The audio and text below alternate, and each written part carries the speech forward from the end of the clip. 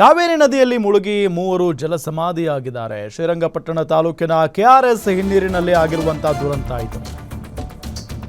ಕಾವೇರಿ ನದಿಯಲ್ಲಿ ಮುಳುಗಿ ಮೂವರು ಜಲಸಮಾಧಿಯಾಗಿರುವಂತಹ ಘಟನೆ ಶ್ರೀರಂಗಪಟ್ಟಣ ತಾಲೂಕಿನ ಕೆಆರ್ಎಸ್ ಹಿನ್ನೀರಿನಲ್ಲಿ ಆಗಿದೆ. ದಂಪತಿ ಸೇರಿ ಮೀನು ಹಿಡಿಯಲು ಹೋಗಿದ್ದ ಯುವಕ ಸಾವನ್ನಪ್ಪಿದ್ದಾನೆ. ಮೃತರ ದೇಹಗಳಿಗಾಗಿ ಅಗ್ನಿಶಾಮಕ ದಳದ ಸಿಬ್ಬಂದಿ ಹುಡುಕಾಟವನ್ನ ನಡೆಸ್ತಾ ಇದ್ದಾರೆ. ನೀರಿನಲ್ಲಿ ಮುಳುಗಿದ ಮೃತರ ವಿವರ ಇದುವರೆಗೂ ಕೂಡ ಲಭ್ಯವಾಗಿಲ್ಲ. ಕೆಆರ್ಎಸ್ ಪೊಲೀಸ್ ಠಾಣಾ ವ್ಯಾಪ್ತಿಯಲ್ಲಿ ಪ್ರಕರಣ ಈಗ ನಡೆದಿರೋದು. ಬಹಳ ನೋವಿನ ಸಂಗತಿ ಇದು. ಮೂವರು ಮುಳುಗಿ ಸಾವನ್ನಪ್ಪಿದ್ದಾರೆ. ಶ್ರೀರಂಗಪಟ್ಟಣ ತಾಲೂಕಿನ ಕೆಆರ್ಎಸ್ ಹಿನ್ನೀರಿನಲ್ಲಿ ಆಗಿರುವಂಥ ದುರಂತ ಇದು. ಒಬ್ಬ ಮೀನು ಹಿಡಿಯುವಂಥ ವ್ಯಕ್ತಿ ಮತ್ತಿಬ್ಬರು ದಂಪತಿ ಅನ್ನೋದು ಗೊತ್ತಾಗ್ತಾ ಇರುವಂಥ ಸಂಗತಿ. ಸೊ ಇಲ್ಲಿ 3 ಜನ ಮುಳುಗಿ ಸಾವನ್ನಪ್ಪಿದ್ದಾರೆ. ಸೊ ಮೀನು ಹಿಡಿಯುವ ಆ ಯುವಕನಿಗೆ ಈಜು ಬರ್ತಾ ಇರಲಿಲ್ವಾ, ಮತ್ತು ಇಲ್ಲಿ ದಂಪತಿಯಲ್ಲಿ ಅವ್ರಿಗೂ ಕೂಡ ಈಜು ಬರ್ತಾ ಇರಲಿಲ್ವಾ ಅನ್ನೋ ಒಂದು ಪ್ರಶ್ನೆ.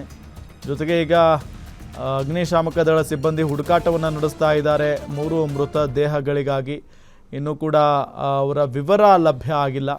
ಕೆಆರ್ಎಸ್ ಅಂದರೆ ಅವರು ಯಾರು, ಎಲ್ಲಿಯವರು, ಇಲ್ಲಿಗೆ ಯಾಕೆ ಬಂದಿದ್ರು ಅನ್ನೋದ್ರ ಬಗ್ಗೆ ಡೀಟೇಲ್ಸ್ ಬೇಕಾಗಿದೆ. ಇನ್ನೂ ಕೂಡ ಕೆಆರ್ಎಸ್ ಪೊಲೀಸ್ ಠಾಣಾ ವ್ಯಾಪ್ತಿಯಲ್ಲಿ ಪ್ರಕರಣ ನಡೆದಿರೋದು. ಜೊತೆಗೆ ನಿಮಗೆ ದೃಶ್ಯದಲ್ಲಿ ನಾವು ತೋರಿಸ್ತಾ ಇದ್ದೀವಿ ಮೃತದೇಹಗಳಿಗಾಗಿ ಹುಡುಕಾಟ ಪ್ರಕ್ರಿಯೆ ಯಾವ ರೀತಿಯಾಗಿ ನಡೀತಾ ಇದೆ ಅಂತ ಹೇಳಿ.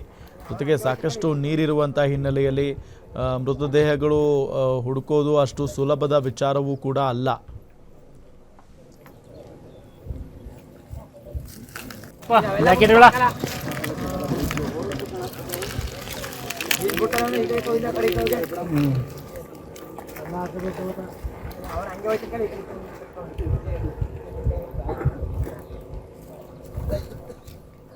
ಗಮನಿಸ್ತಾ ಇದ್ದೀವಿ ಕೆಆರ್ಎಸ್ ಹಿನ್ನೀರಿನಲ್ಲಿ, ಶ್ರೀರಂಗಪಟ್ಟಣದ ಕೆಆರ್ಎಸ್ ಹಿನ್ನೀರಿನಲ್ಲಿ ಸಾವನ್ನಪ್ಪಿರೋದು. 3 ಜಲಸಮಾಧಿಯಾಗಿದ್ದಾರೆ. ಶ್ರೀರಂಗಪಟ್ಟಣ ತಾಲೂಕಿನ ಕೆಆರ್ಎಸ್ ಹಿನ್ನೀರಿನಲ್ಲಿ ಆಗಿರುವಂಥ ದುರಂತ ಇದು.